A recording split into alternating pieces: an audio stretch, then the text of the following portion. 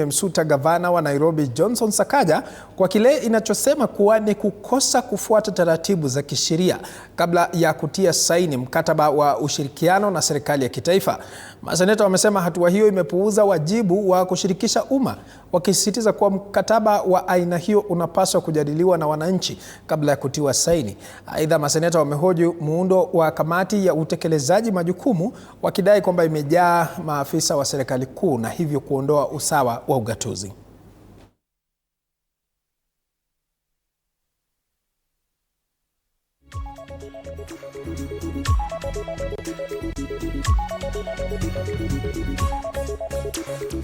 Is through that additional resourcing and also coordination. Remember, the committee is not just for managing projects.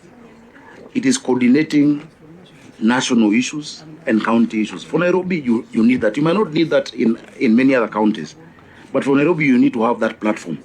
That is why even, you remember, during the NMS period, the Director General was co-opted into cabinet, you know, for a reason. The capital needs that visibility. The governor needs to have information on what is happening, you know, across the sectors. Chair, let me give you an example, and I'll finish. I won't take more than 10 minutes. Everybody wants water from the county government. And not just Nairobians, even Kajiado County and Machakos get from Nairobi. Chair, the problem with water is something people don't realize is a long-standing problem. And I've explained to you here before, Nairobi had only 4 sources of water. Kikuyu Springs in Senator Thangwa's county, which is 6,000 cubic meters. Ruiru Dam, again in his county, not even in Nairobi. Then we got to Sasumwa in Nyandarua, 60 million liters a day. And then Dakaine finally, 1994 to 1997. In total, all of that was giving us 525.6 million liters of water against a demand of 970 million liters. Chair, what this agreement does is that it formalizes our engagements with national government. Because I've been able to increase that water by 140 million. But I've only been able to do it because for now, myself and the president see it why. And that I was able to sit with him and ask him to, there were people who needed to be compensated at Kigoro, you know, across the Wayleaf. Sorting out this city should not be a favor. What this city requires, the 50 billion or the 80 billion, is not a favor. This city carries the entire 60% of the GDP of this country. But the people of Nairobi don't benefit, you know. And Chair, now, in this agreement again, because there's still a shortage of around 220 million liters, I have secured Maragua 4 Dam, which is 130 million liters. And in Senator Thangwa's county, there's a place called Ngedu in Gatundu North. In Ngedu, every day we lose 35 to 40 million liters as we filter the water through what we call backwash. I've secured the money to do reverse backwash system that will give me 55 million liters a day. In less than a year and a half, the water deficit can be sorted out. So Chair, Senator Peris Pesi Tobiko, my good friend, is very right. I am ready to stake my career on this because I am so sure if we implement this as we should, and I'll make sure it is. I am chairing that implementation committee. Everyone will just say tuta, because it will be so clear things will have changed. There is no other solution. There is no shortcut for Nairobi. There is no, I don't know, professor you'll put there. There is no other way but dealing with the financing issues. And this gives me a platform to follow up, whether it is the Rating Act, whether it is sectional properties, whether it is security, whether it is, you know, how our officers are collecting the revenue. I can be able to do that.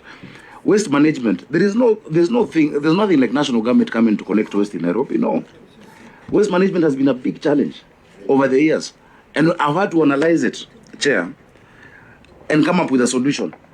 The solution for waste management requires, for instance, the waste to energy requires a tariff for energy. Nairobi doesn't buy power.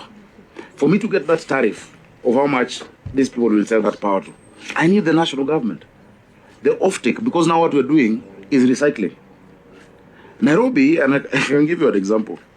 Over the years, in 1977 had 80 trucks. 78, 66, it kept going down, 83, 44 trucks for solid waste management. 98, 13, 2003 is when it came up to 21. When I became governor, I got 24 new RCs, 24 new tippers. It is not enough. But I can only buy that based on the resources I have.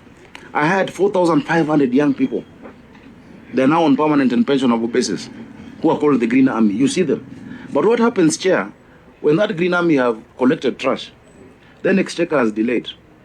With the money I have, and I have the trucks, do I pay salaries or do I fuel those trucks? I have to pay salaries. Now we have an end-to-end solution, Chair, that is costing 6 billion. The national government is going to pay 2 billion. The rest of it is the county. So it's the county that is still going to do it. But that, and let me give you an example, that end-to-end, we're getting 32 compactor trucks of 60 cubic meters, 24 roll-off containers, 320 tricycles. The tricycles that now can go into the informal settlements and collect the trash from there. 320, 80 loaders and forklifts and balers, 40 dozers and excavators, then 90 tippers.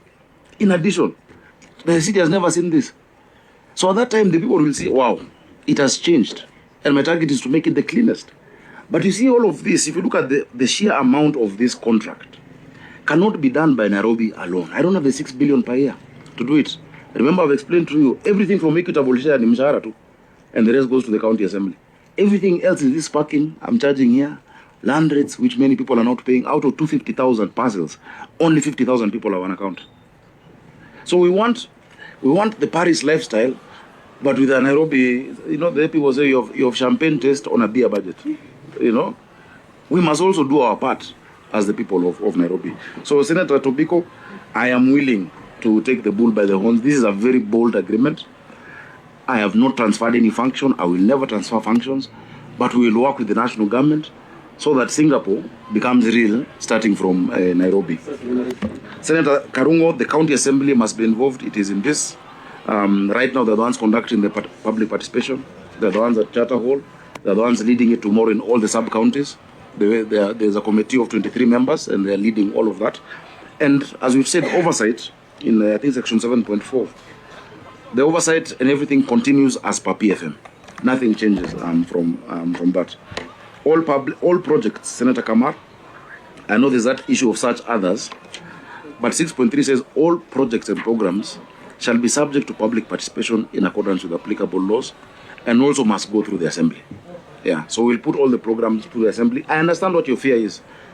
And I know many people reacted the way they did to this document because of the post-traumatic stress disorder of NMS. And when a snake bites you, even when you see a shoelace, you'll jump. And NMS messed up our staff.